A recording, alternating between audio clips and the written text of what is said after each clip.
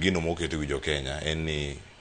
pimo ma irango kaka Kenya ipimo kod pinje ma oko ta nya piny mosebedo korango ka en pino ma Singapore. Oganda sani wacho ni en ngwech madhi kanye madhi Singapore. Kata jok man dhi Canaan bende koro loko dara margi. Giwacho ni gibo chopo Canaan ka gikalo Singapore kama gintiere kar kae. Ponono structure ma pinje gi osetiyo godo ma otiyo negi ma piny Kenya wacho ni en lek mane gibedo go kata kan giloso manifesto margi mano mar jo UDA kata jo Kenya Kwanza kan rango bottom up economic transformation agenda mano ka nitiere kar kacha. Ntie pinje ma Afrika minyalo ne kata pinje ma oko gi to ni gino mwanyalo range yo machan be konywak lwedo. Kamano pinje ma Afrika da wacho ni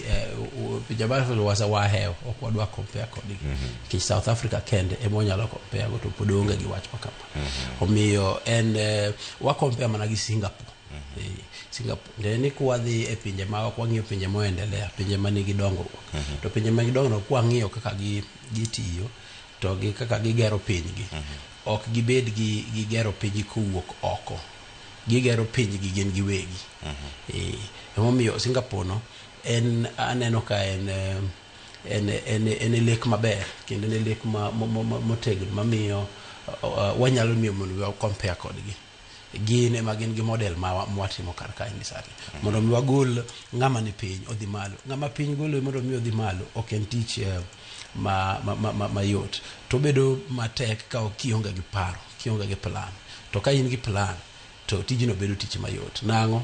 sama wawuok wadhi gero ndara wadhi gero irrigation schemes manitie Kenya ka wawuok wadhi yao boards wadhi yao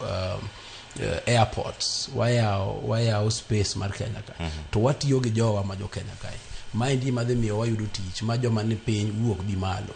kendo joma ne onge go bed godo tikech wayao space mar tich omiyo mano ero ema king'iyo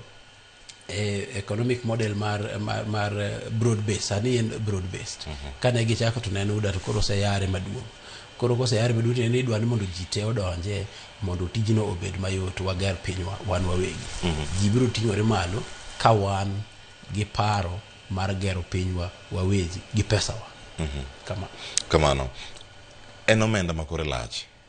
oromo ka trillion abich mwacho ne agulu ne go beni ntiere godo gini duong mego kata budget ma piny Kenya rengo go e komenda mano mantiere kaka